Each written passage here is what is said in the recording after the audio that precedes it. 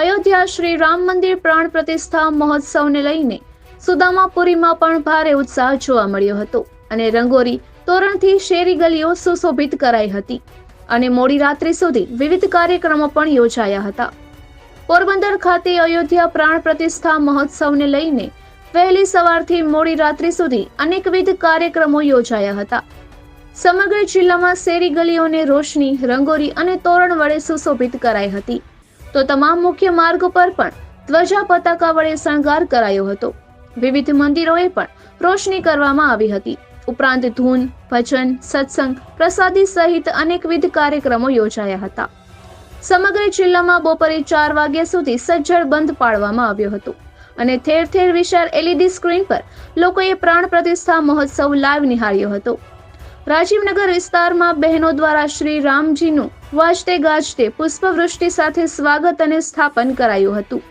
સમગ્ર માર્ગ પુષ્પોથી ઢંકાઈ ગયો હતો. તો પ્રથમ વખત દેવી પૂજક સમાજ દ્વારા અયોધ્યા પ્રાણ પ્રતિષ્ઠા મહોત્સવના અનુસંધાને વિશાળ શોભાયાત્રાનું આયોજન કરાયું હતું, જેમાં મોટી સંખ્યામાં સમાજના ભાઈઓ બહેનો ઉત્સાહપૂર્વક જોડાયા હતા. આ શોભાયાત્રામાં સમાજના લોકોએ રાસ ગરબાની રમઝટ બોલાવી હતી. જય શ્રી રામના નાદ સાથે આ શોભાયાત્રા શહેરના રાજમાર્ગ પર ફરી હતી. ગ્લોબલ હોસ્પિટલ પાસે આવેલ કષ્ટભંજન હનુમાનજી મંદિર ખાતે પણ અયોધ્યા પ્રાણ પ્રતિષ્ઠા મહોત્સવની ભવ્ય ઉજવણી કરાઈ હતી, જે અંતર્ગત સમગ્ર વિસ્તારને રોશનીનો શણગાર કરાયો હતો. તો બપોરે મહાઆરતીનું આયોજન કરાયું હતું, જેમાં મોટી સંખ્યામાં બહેનો ઉત્સાહભેર જોડાઈ હતી અને જય શ્રી રામના નાદ સાથે મહાઆરતી કરવામાં આવી હતી. તો સાંજે મંદિર ખાતે મહાપ્રસાદીનું આયોજન પણ કરાયું હતું, જેનો હજારો ભક્તોએ લાભ લીધો હતો. માણેક ચોકમાં આવેલ નટવર શાક માર્કેટના વેપારીઓ દ્વારા સજ્જડ બંધ રાખી સવારે રામધૂનનું આયોજન કરાયું હતું, જેમાં મોટી સંખ્યામાં વેપારીઓ ઉત્સાહભેર જોડાયા હતા. તો બહેનો દ્વારા રાસ ગરબાની રમઝટ બોલાવવામાં આવી હતી.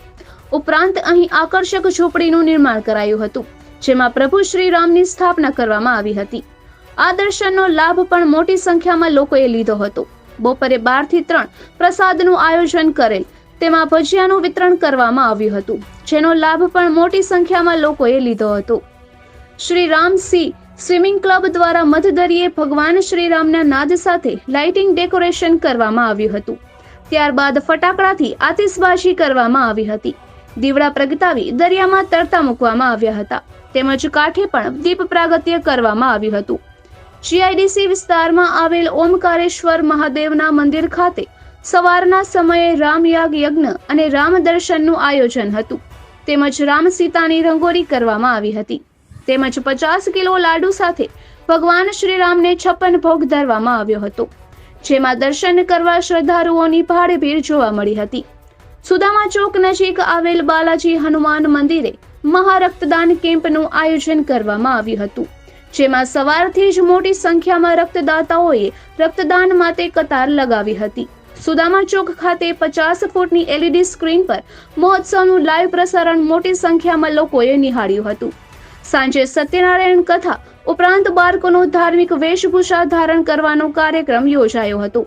ત્યારબાદ મહાઆરતી, રામધૂન અને સંગીત સંધ્યા યોજાઈ હતી. તો પ્રેમ ભિક્ષુજી મહારાજ પ્રેરિત અખંડ રામધૂન મંદિરે સવારે પ્રભાત ફેરી બાદ ખાસ દર્શન અને ધૂનનું આયોજન કરાયું હતું. ઉપરાંત ભક્તોને પેંડાની પ્રસાદીનું વિતરણ કરાયું હતું, જ્યારે રાત્રે પણ વિશેષ ધૂન યોજાઈ હતી. અહીં વહેલી સવારથી દર્શન માટે ભક્તોએ કતાર લગાવી હતી અને સાંજ સુધીમાં હજારો ભક્તોએ દર્શનનો લાહવો લીધો હતો. એ સિવાય જિલ્લામાં ઠેર ઠેર ભક્તોને ઠંડા શરબત વિતરણ, પ્રસાદી વિતરણ વગેરેના સ્ટોલ લગાવવામાં આવ્યા હતા. તો કેટલાક સ્થળોએ ભક્તોને ચા નાસ્તો પણ કરાવવામાં આવ્યા હતા. નિપુલ પોપટ, પોરબંદર ટાઈમ્સ.